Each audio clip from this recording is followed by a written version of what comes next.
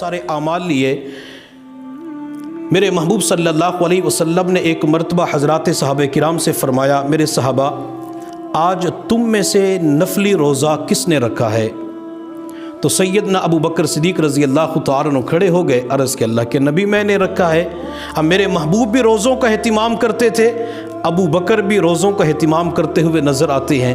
میرے محبوب صلی اللہ علیہ وسلم نے ارشاد فرمایا، آج تم میں سے تیمار داری کس نے کی ہے، بیمار پرسی کس نے کی ہے؟ تو سیدنا ابو بکر صدیق پھر کھڑے ہو گئے اور عرض کیا، اللہ کے نبی بیمار پرسی میں نے کی ہے۔ میرے محبوب صلی اللہ علیہ وسلم خود بھی بیمار پرسی کرتے ہوئے نظر آتے ہیں، ابو بکر بھی اس عمل کو اپناتے ہوئے نظر آتے ہیں۔ میرے محبوب صلی اللہ علیہ وسلم کے بارے مشہور واقعہ ہے، بعض کہتے ہیں ضعیف ہے، لیکن علماء سے بڑوں سے سنا ہے کہ نبی علیہ السلام جس راستے سے گزرتے تھے تو بوڑھیا عورت کوڑا کرکٹ ڈال دیا کرتی تھی۔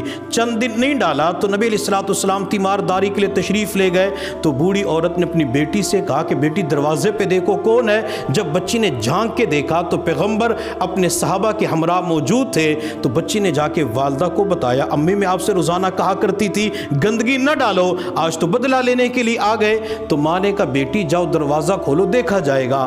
بچی نے جا کے دروازہ کھولا، میرے پیغمبر نے فرمایا کہ تیری والدہ بیمار ہے؟ جی اللہ کے نبی بیمار ہے۔ میرے محبوب نے فرمایا بیمار پرسی کے لیے آیا ہوں۔ تو بچی نے دوڑ کر ماں کو بتایا، میں تو کہہ رہی تھی بدلہ لینے کے لیے آئے ہیں، وہ تو تیمار داری کے لیے تشریف لائے ہیں۔ جب نبی علیہ السلام اس بوڑھی عورت کے پاس پہنچے، آپ نے فرمایا اماں کیا حال ہے، طبیعت کیسی ہے؟ تو اس خاتون بوڑھی عورت نے کہا کہ مجھے کلمہ پڑھا کر مسلمان کر دیجئے۔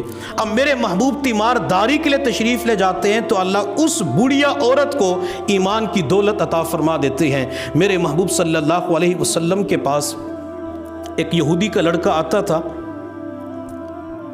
تو چند دن اس نے آنا چھوڑ دیا۔ نبی علیہ السلام نے حضرات صحابہ کرام سے پوچھا کہ وہ یہودی کا لڑکا آتا تھا آج کل نہیں آ رہا، خیریت تو ہے؟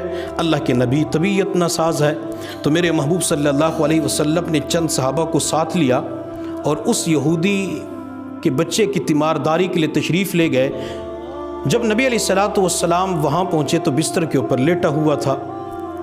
آپ علیہ السلام نے بچے کی طرف دیکھ کے فرمایا کہ بیٹا کلمہ پڑھ کے مسلمان ہو جاؤ، میں تیری تیمار داری کے لیے آیا ہوں۔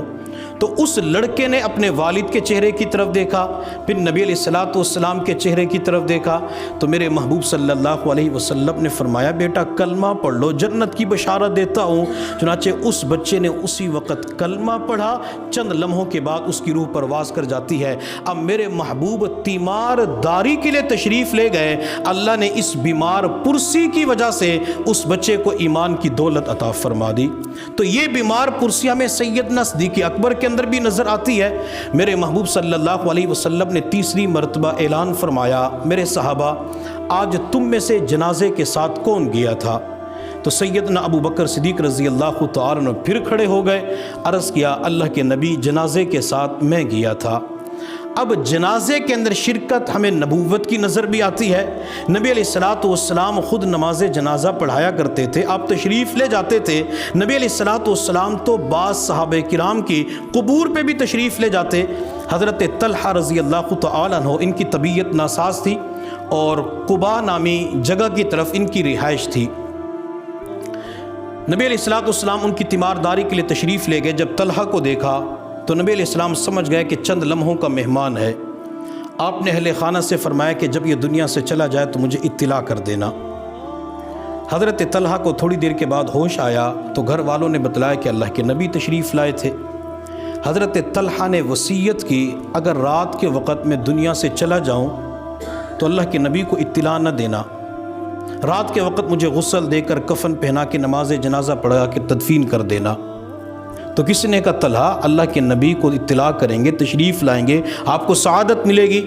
حضرت طلحہ رضی اللہ تعالی عنہ نے عرض کیا کہ نبی علیہ السلام جب مدینہ طیبہ سے چل کے تشریف لائیں گے تو راستے کے اندر یہودیوں کے مکانات ہیں، ہو سکتا ہے کوئی یہودی میرے نبی کو نقصان پہنچا دے، اور میں نہیں چاہتا کہ میری وجہ سے اللہ کے نبی کو کوئی تکلیف پہنچے۔